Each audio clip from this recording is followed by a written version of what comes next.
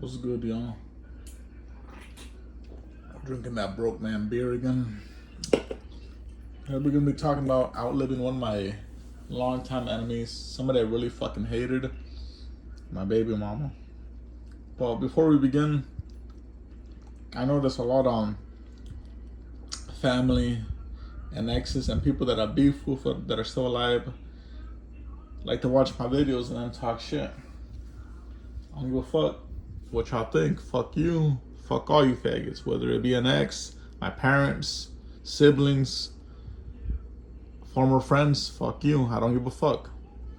A lot of the shit you say, I know you wouldn't say to me in person. But it's fucking whatever. I don't give a fuck. So let's proceed. Now, I'm not gonna entirely go into detail how I met her or what happened because I don't want my son to know. Maybe, and I'm not ready to say it. Maybe one day I'll say it. I've only told a few certain people. It's disgusting. It's trashy. It's low. I wish I never had anything to do with this person, but I'm grateful I got a son out of it. And during the time, I was severely depressed and trying to fill a void. My last high school sweetheart, my last high school girlfriend, long-term girlfriend, you know the chick Emma that I told you about, the one I got tatted on my arm? The only fucking person I ever felt love at first sight for. She kept pressuring me to marry her. When I finally fucking did it, she told me no, and she dumped me. I really fucked in my head. I ended up having to drop out of college because I couldn't fucking focus. I couldn't fuck it. I fucked up in, like in the army recruitment. When I was trying to get recruited, I fucked that up. I fucking ruined everything. It just really fucked with me. And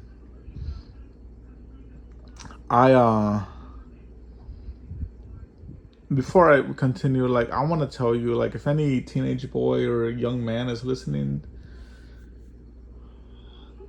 don't get involved, son, please. She's not worth it. She's gonna ruin you. She's gonna fuck with your head, and I don't want anybody else to end up like me or worse. And if nobody has told you, I'm fucking proud of you, You're strong, you're a hard worker, you're alive in this era, you're striving. I'm proud of you. Let's continue. And so what I was doing to cope during this fucking shitty time, I was drinking a lot and doing a lot of coke and meth. I don't know what else I fucking did. And I was sleeping around a lot and going to different clubs and bars. And I remember I was at this one club. And I used to be a big fan of Sophie D. If you know who she is, you know who she is. Sophie D. Look up Sophie D 2000s. And I'm in the club. I see this dark red hair down to the waist, dancing. Tiny ass waist. Big hips. Big nice fucking ass. Tall chick too. She was so pale she almost glowed. And I'm fucked up at this point. I go up and I talk to her. We end up, exchanging numbers. We end up fucking. We end up hanging out a couple times. And she keeps pursuing me. And I look at her. This is just going to be temporary. I'm just going to have fun with her. And that's all that's going to be. I'm just going to have fun with her. And that's it. Because I can obviously tell she's nothing long-term material just because of her lifestyle and the way she is. And the way she behaves. And my bosses even tell me, yeah, have fun. Enjoy yourself. Be a young man. She lied to me that she couldn't get pregnant. And when she got pregnant, I found stuck with her. And she was such a hoe, such a whore, a liar, a thief. And I hated every fucking minute of it. Yeah, I thought at the time before that happened, I thought, okay, she's hot. She looks just like Sophie Dean. And when she has her hair back to her original color blonde, she looks a lot like Amanda Bynes when she was fine. I'm a fucking 90s kid. We all thought Amanda Bynes was hot back then. And I feel like I'm stuck with her. I fucking hate myself so fucking much. I wish I was fucking dead, but I can't because she's pregnant, and because of my Latino culture, she's my responsibility now as long as the kid.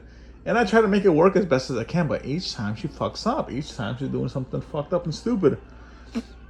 And before my son's even a year old, I end up having to leave with her because I catch the bitch shooting up in the fucking bathroom with him. Look, when he was born, I had custody of him. He lived with me. And this is what our relationship was after he was born. So when she was pregnant, we no longer lived together because she said, you stress me out too much. I knew it was just to be a hoe and to do drugs. And when she was pregnant, I mean, after she gave birth, he lived with me. We would only see each other every Friday, and we would go out to dinner as a family. That was fucking it. Barely any communication, no texting, no calling, nothing at all. And I was thinking, really, this is a fucking relationship? This is fucking it? This is parenthood?